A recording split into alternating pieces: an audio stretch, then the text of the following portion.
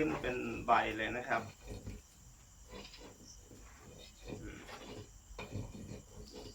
สเกลออกแล้วนะมันจะเยอะไปนะรูปวาดโอเคเดี๋ยวเราดึงช้อยออกมา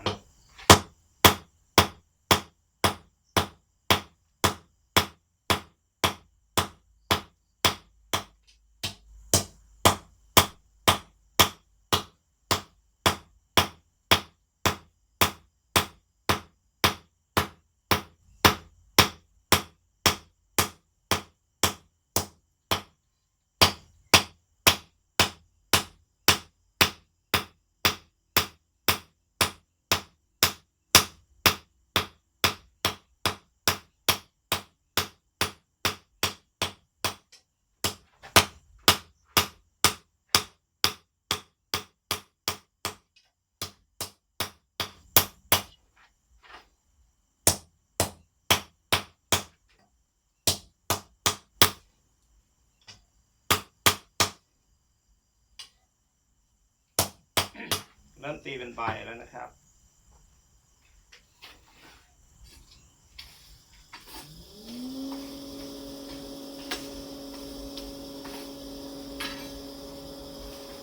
พอตีแล้วมันเชิดขึ้นนะเดี๋ยวเราก็ต้องตัดมันลงมานะครับไฟหนึ่งแค่นี้ก่อนนะ